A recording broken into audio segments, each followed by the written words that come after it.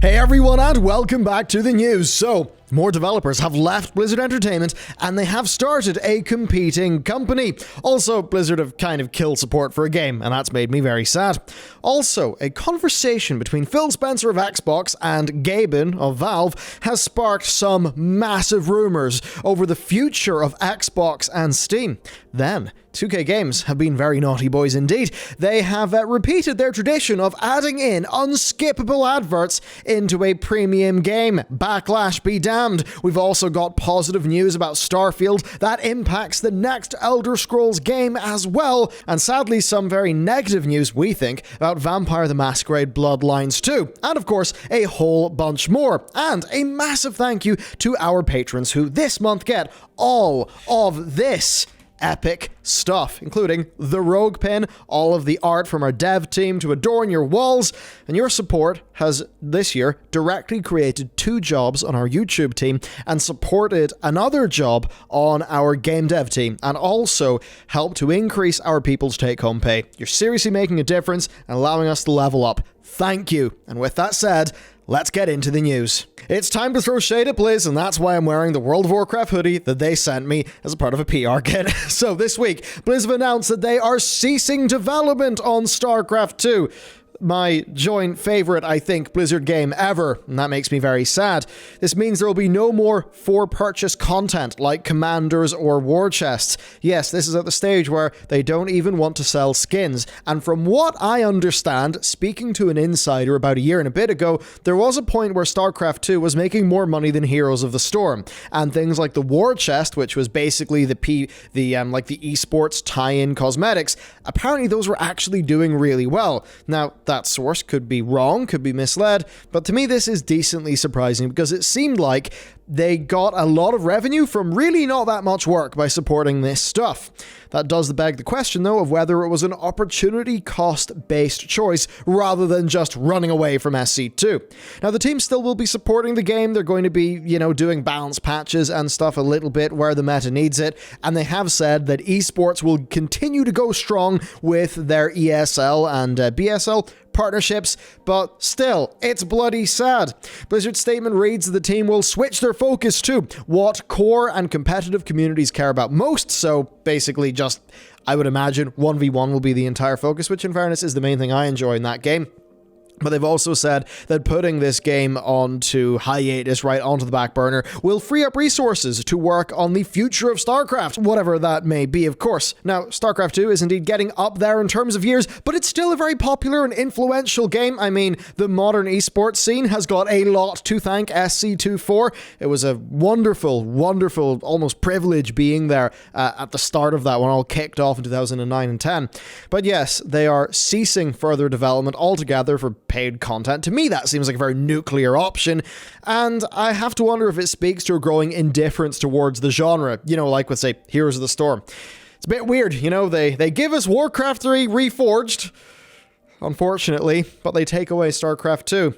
Now, if Blizzard are stepping away from the RTS genre, then of course that only just opens up doors for other developers to take their place, including some of their own. But in the case that they're not doing that, well, I assume still do have, RTS developers, and there's a lot of people who would love Warcraft 4. And personally, just based off the markets and all of that, I would imagine that Warcraft 4 would come quite a bit before StarCraft 3 in terms of any inner priorities for Blizzard. So, hopefully, Warcraft 4 will arise out of the ashes of StarCraft 2.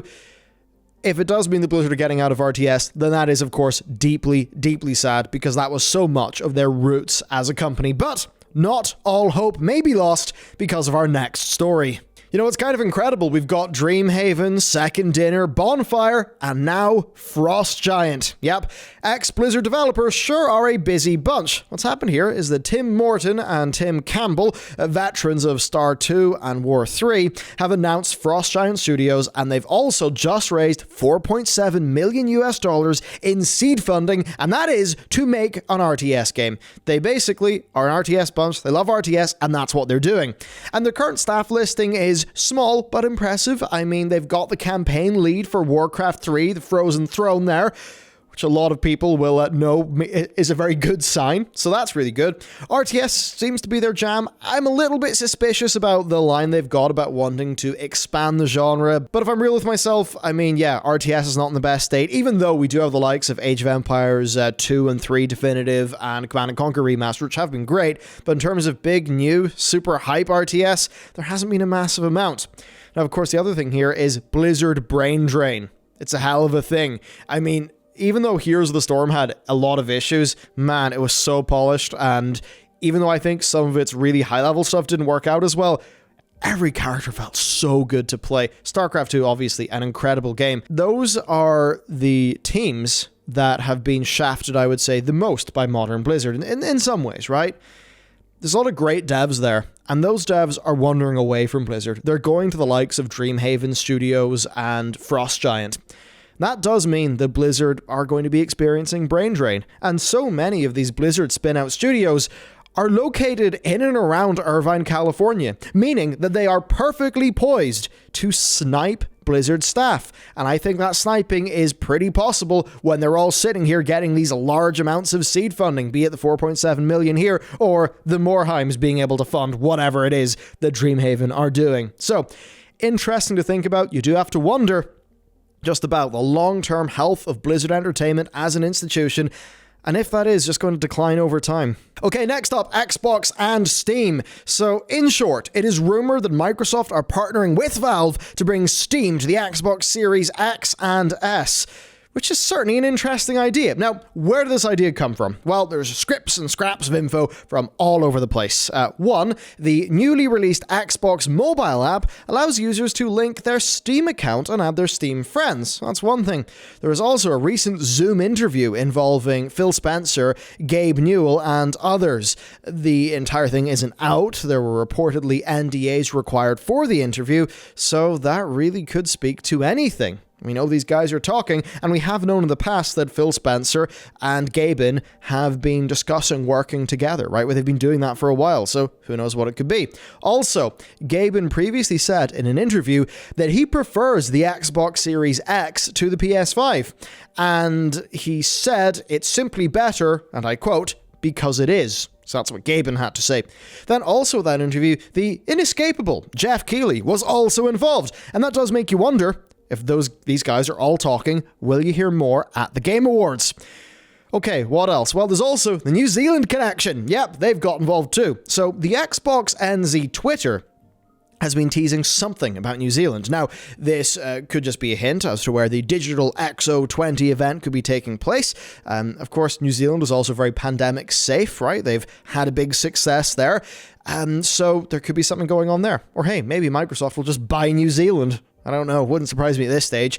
But also I mention this because Gaben has been hanging around New Zealand lately. He's been doing talk shows and reportedly talking to the Prime Minister about relocating developers to New Zealand. So there's all that going on too.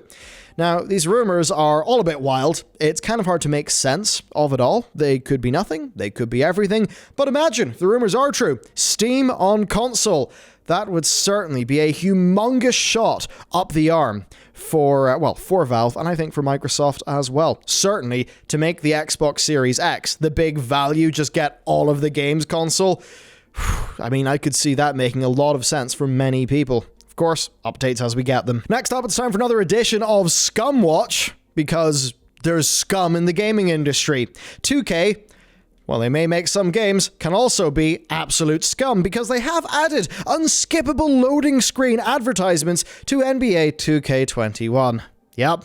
Over the weekend, Steviver, whatever they're called, they reported an ad for the Oculus running before a game. Now, the prompt to edit your team lineup didn't appear until after the ad finished, and that meant that players could not do anything besides watch. That's absolutely bloody abhorrent. That is a literal downgrade to gameplay just to ensure that an ad slot is there.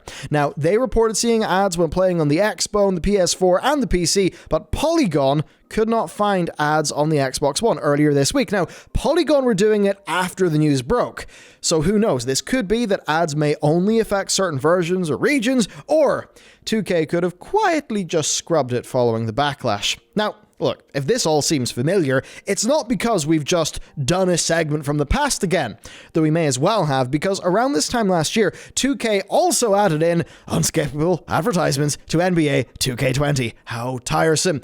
They experimented with them also pretty big in the previous year doing a big sale, and both instances obviously sparked fierce backlash, as they should.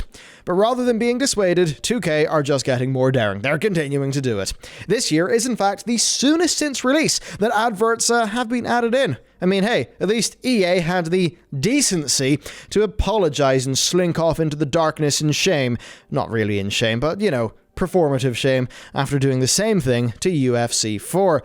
Remember, this is a premium full-cost game. It's got microtransactions and all of that jazz as well. Having unskippable adverts like it's a bloody free game is absolutely ridiculous. And then you do have to wonder what's going to happen when next gen comes around and games just load instantly. Will 2K waste people's actual game time to shove ads into people's face? Who knows? But there's one thing I will say here. A big reason why this can happen in sports games is because they're trying to use your expectations against you. You watch sports. What do you see? You see advertising bloody everywhere when you're watching sports. There's like the pre-game sponsor, the post-game sponsor, the shirts. I don't watch sports. The sponsors everywhere. It's just like how FIFA Ultimate Team is football trading cards. I don't know if there was a baseball one. I'm sure they use baseball card packs as well. They're trying to use these IRL touchstones of being interested in sports and therefore being relentlessly sold to, just as a way to make abhorrent business practices like loot box pay to win stuff and these adverts normal.